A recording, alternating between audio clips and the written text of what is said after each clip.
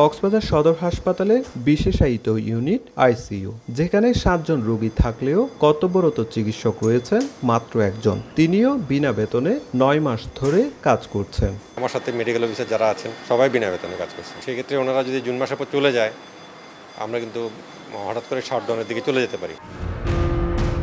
কক্সবাজার সদর হাসপাতালের জরুরি বিভাগ নেই নিরাপত্তা রক্ষী। চোর ছিনতাইকারী থেকে শুরু করে যে যেভাবে পারছে প্রবেশ করছে জরুরি বিভাগে, যার কারণে প্রতিনিয়ত ঘটছে মারামারির ঘটনা। হামলা থেকে বাদ যাচ্ছেন না চিকিৎসকরাও, নেই পর্যাপ্ত জনবল। আমাদের আগে সিকিউরিটি গার্ড থাকলে যখন আইওএম এর সাপোর্টটা ভালো ছিল, তখন হতো কি সিকিউরিটি গার্ড একটু প্রিভেন্ট করতে পারতো, পুলিশের সাপোর্টও তো কম। এখানে এসে যখন এক পার্টি আরেক পার্টি দেখে আবার মারামারি করে শুরু হয়ে যায়। এরকম আমরা প্রায় গত এক সপ্তাহে মানে 3-4টা ঘটনা ঘটছে।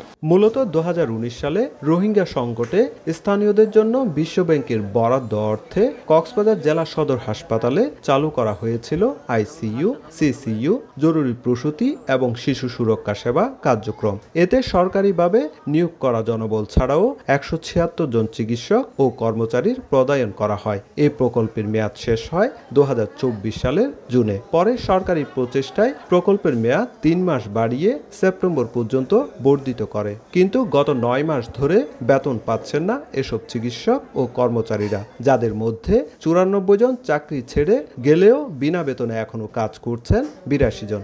মাস্টারের বেতন দিতে পারতেছি না, আমার নিজেও চলতে পারতেছি না। 9 মাস পর্যন্ত কোনো বেতন দিচ্ছে না। প্রতি মাসে আশ্বাস দেয় আজকে হবে কালকে হবে, আমরা এই প্রত্যাশায় আমরা ডিউটি করে যাচ্ছি প্রতিনিয়ত।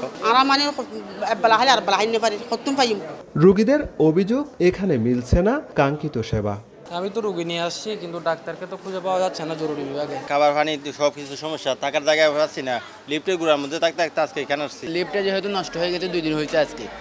অনেক কষ্ট করে উপর উঠতে হয়, আর এখানে লাইন কারেন্টের লাইনও নেই আমাদের। হাসপাতালের তত্ত্বাবধায়ক জানালেন সমস্যা নিরসনে ঊর্ধ্বতন কর্তৃপক্ষকে অবহিত করা হয়েছে। যদিও আমি আশ্বাস পেয়েছি জুলাই 1 তারিখ থেকে আমার নতুন একটা প্রজেক্ট আইএসও যেটা শুরু হবে। আমাদের যে রোগী ভর্তি আছে 3 গুণের অধিক, সেই তুলনায় আমাদের যদি পরিপূর্ণ চিকিৎসা দিতে গেলে আমাদের জনবল লাগবে। কক্সবাজার জেলা সদর হাসপাতালের জরুরি বিভাগে প্রতিদিন গড়ে 500 এবং বহির্বিভাগে 2500 রোগী সেবার জন্য আসেন।